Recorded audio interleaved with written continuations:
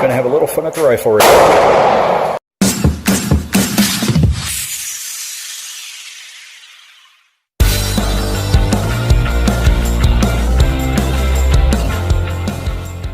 Good morning, everyone. So I was thinking about an idea, and I wanted to toss it around with you guys.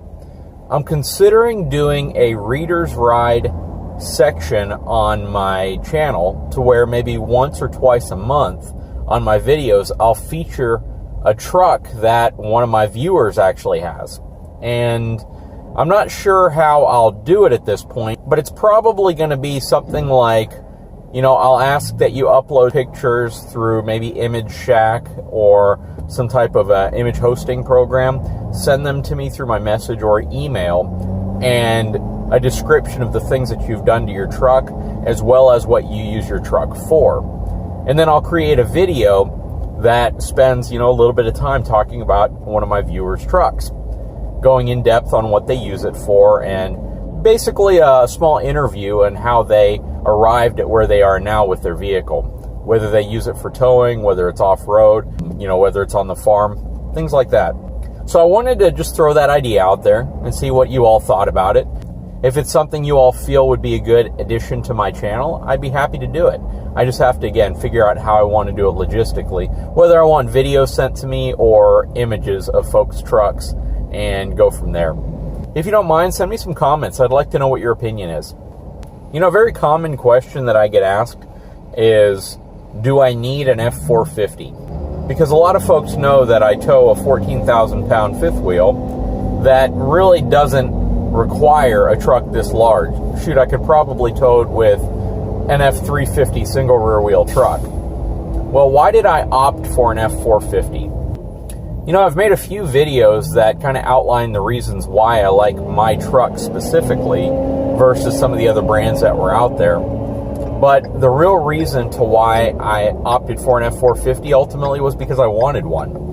When you look at the overall size of the truck versus, say, an F350 single rear wheel truck or even an F350 dually, there's not much of a difference in size, right? The truck is virtually the same size as an F350 dually and the same length as a single rear wheel truck.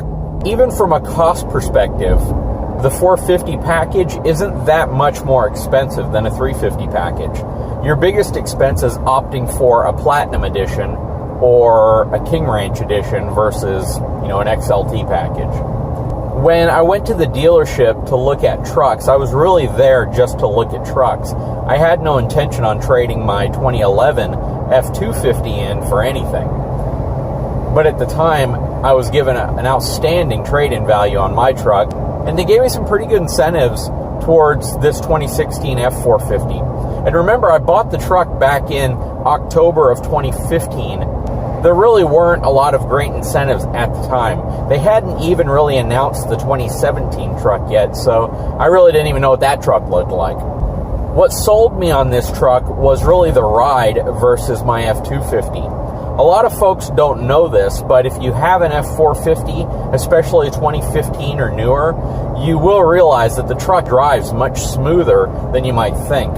And the ride on this truck, to me, was an improvement over the ride of my 2011 F250. Also, I knew we were going to be upgrading to a fifth wheel. See, we had a travel trailer before. It was a 36-foot long Forest River Vibe. It was a great travel trailer, but it actually induced some sway in my F250 when we would go over some of these flat roads when we'd have some pretty high winds. When you have a 35-mile-an-hour crosswind, it really doesn't matter what you're towing with or what you're towing. When it comes to a larger travel trailer, you're going to have some sway. I knew that going to a longer wheelbase truck or even a dually would help eliminate that. But then again, I knew that we also wanted to upgrade to a fifth wheel because we really enjoyed RVing and we wanted to have something a little bit larger that we could spend a little bit more time in. Oftentimes when you buy your first RV, you're usually more price conscious and less apt to being as picky as you might be the second time around. The second time around, when we were looking for a fifth wheel, we really wanted to narrow it down and be a little bit more picky about what we specifically were looking for in an RV. I will tell you, we did tow our Forest River Vibe 36-foot travel trailer with this F450 a few times before we traded it in, and just the towing dynamics were a huge improvement. We were still hitting some 35-mile-an-hour crosswinds, but what I can say, though, is that there was a little bit of sway at times, even with the truck this large, even with a weight distribution sway control equalizer hitch. Moving to a fifth wheel really eliminates all of that sloppiness. It really makes for a much more stable, competent feeling tow when you're pulling something, like a fifth wheel.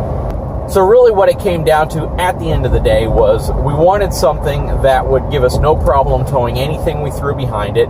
We wanted the safest possible tow vehicle we could get, and we didn't want to move to a medium duty international truck or anything like that, because that's ridiculous to us. Moving to a truck that large is really only going to give you a tow vehicle. It's not a practical around town vehicle. You really can't take it to places you want to go shopping or places you want to eat or on different excursions, things like that, and it really didn't make sense. So ultimately the 450 was a really good choice for us. Roughly the same size as a 350. At the same time gave us the power we were looking for and the capability. I hope that answers that question for those of you that have been asking it. If you don't mind, please subscribe and like my video.